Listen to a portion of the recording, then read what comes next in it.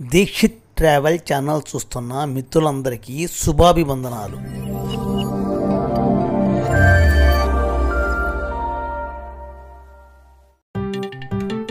యాత్రాదర్శిని భాగంగా ప్రతిసారి ఒక దేవాలయాన్ని మీకు పరిచయం చేస్తున్నాను. ఈ వారం పరిచయం చేసే దేవాలయం తెలుగు రాష్ట్రాల్లో ఏకైక స్వయంభూ దక్షిణాదిలో రెండవ శ్రీ విల్లిపుత్తూరు గోదా రంగనాయక స్వామివారి దేవాలయం. హిందూ పురాణాల్లో విష్ణు పురాణానికి ఒక ప్రత్యేకత ఉంది. అదే గోదా రంగనాయకి వివాహం. 12 మంది ఆళ్వార్లలో ఒకే ఒక స్త్రీమూర్తి శ్రీ గోదాదేవి. శ్రీ విల్లిపుత్తూరు నందు పూర్వ ఫల్గుని నక్షత్రంలో తులసీవనం నందు దైవానుగ్రహంగా శ్రీ విష్ణు చిత్తునకు గోదాదేవి అయోనిజిగా లభించింది.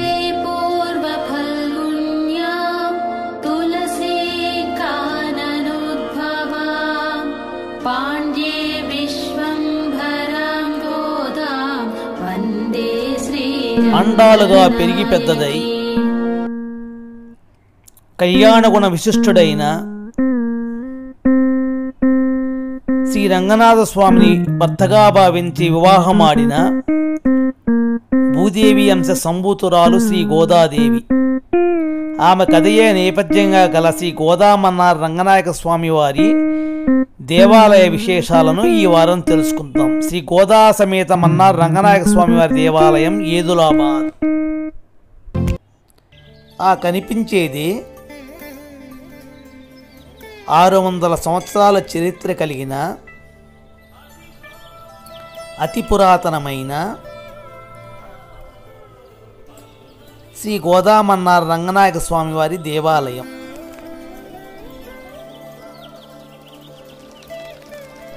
సువిశాల ప్రాంగణం, శిల్పకళా శోభిత రాజగోపురం, అందంగా తీర్చిదిద్దిన ప్రాకార మండపం అలనాటి క్షేత్ర ప్రాముఖ్యతకు ప్రాభవానికి చిహ్నంగా తమిళనాడులో ఉన్న రంగక్షేత్రాల్లో ఉన్నట్టు అనిపిస్తుంది. ఈ గాలిగోపురం చూస్తే ఆనాటి కాలపు నిర్మాణ శైలి, ప్రాచీన కాలపు ఆధ్యాత్మికత కనిపిస్తుంది.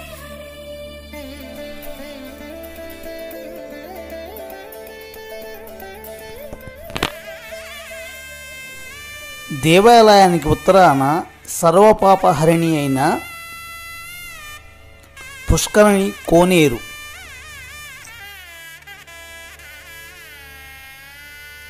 కోవెలకు 400 గజాల దూరంలో చింత చెట్లు, పచ్చని పొలాల మధ్య కలదు. పుష్కరిణిలో స్నానం చేసిన భక్తులు దర్శనానికి వెళ్తారు.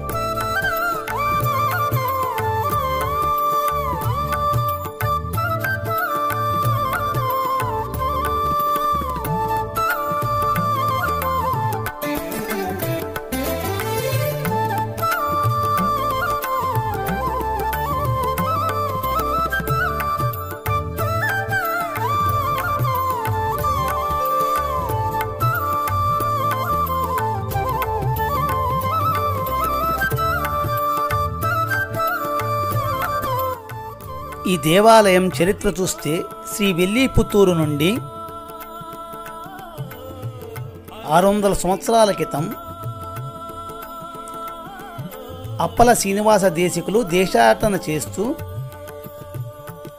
ఏదులాబాదు వచ్చారు. అప్పుడు ఏదులాబాదు కులీ కుతుబ్ షా వారి పాలనలో రాయపురంగా పిలిచేవారు. అప్పలాదేశికులు ఆయన భార్య, కుమారుడు అప్పలాచార్యులు ఈ ప్రాంతంలో స్థిరపడ్డారు. కొంతకాలానికి అప్పలదేశికులు చనిపోయారు. చిన్నవాడైన అప్పలాచార్యులు చదువు నిమిత్తం మేనమామ ఊరైన శ్రీ విల్లిపుత్తూరు వెళ్ళాడు. ఒకరోజు శ్రీరంగనాథుని దర్శించుకొని ఆ రాత్రి కోవెలలో నిద్రించాడు. అప్పలాచార్యునికి కలలు అమ్మవారు కనిపించి తనను నీ వెంట తీసుకుని వెళ్ళమని చెప్పిందంట. నిద్ర లేచిన తరువాత చూస్తే అమ్మవారు బంగారు ఊయాలలో విగ్రహం రూపంలో దర్శనమిచ్చిందట. ఆ విధంగా అమ్మవారు శ్రీవల్లీపుత్తూరు నుండి హైదరాబాదు వచ్చింది అని స్థల పురాణం. అప్పల దేశీకులు భిక్షాటన చేసి ఈ దేవాలయాన్ని నిర్మించారు. అమ్మవారు చుట్టుపక్కల గల జమీందారులకు కలలో కనిపించి గుడి నిర్మాణం చేయమని చెప్పింది. నాటి నుండి నేటి వరకు అప్పల దేశీకుల వంశస్థులు అర్చకత్వం చేస్తున్నారు. నేడు 9వ తరం వారు అర్చకులుగా ఉన్నారు.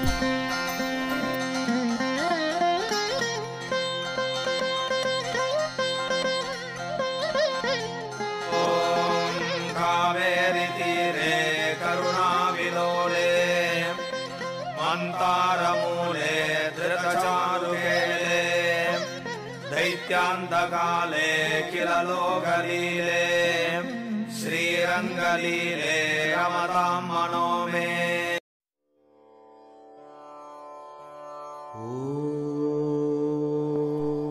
గర్భాలయంలో తూర్పు అభిముఖంగా మూలమూర్తులు దర్శనమిస్తారు. మన్నార్ రంగనాయక స్వామి మకర తోరణంతో రజిత కిరీటంతో మెడలో గరుడ పచ్చల హారంతో మాలాంకృతుడుగా కనిపిస్తారు.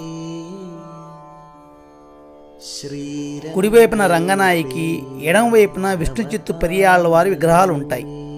మూలవరాటికి ముందు ఉత్సవమూర్తులు ఉంటారు. ద్వారపాలకులుగా జయ విజయులు, చండ ప్రచండలు కలరు.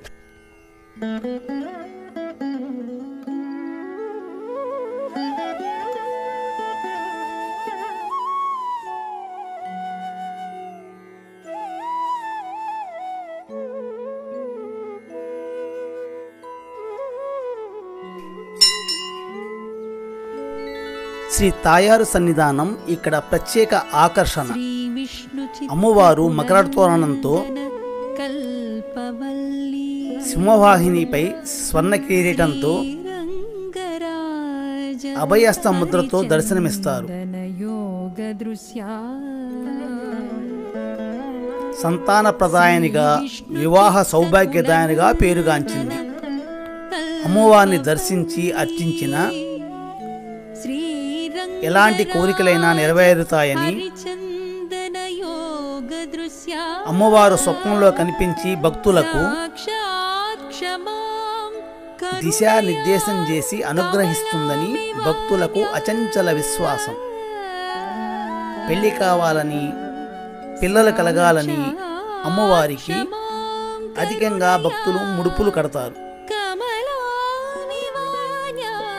కోరిక నెరవేరిన తరువాత ముడుపులు విప్పి వడికట్టి బియ్యంతో వచ్చి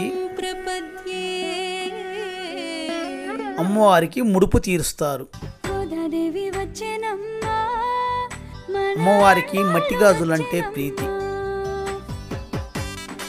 అమ్మవారిని ఇక్కడ గాజులమ్మ అని పిలుస్తారు. ఏటా నాగుల పంచమి రోజున మట్టి గాజులు సమర్పిస్తారు. భక్తులు అమ్మవారికి కట్టిన ముడుపులు.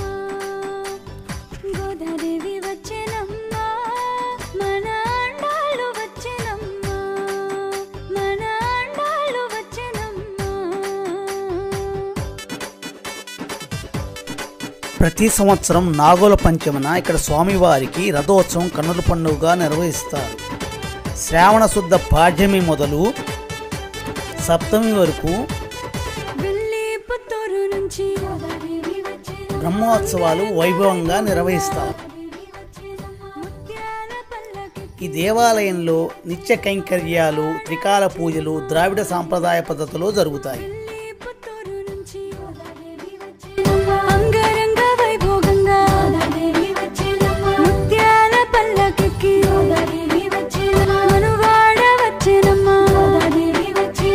గోదాదేవి వచ్చేనమ్మా. మన అండాలు వచ్చినమ్మా. మిత్రులారా, ఈ వీడియో మీకు నచ్చితే లైక్ చేయండి, షేర్ చేయండి, నన్ను ప్రోత్సహించండి. ధన్యవాదములు.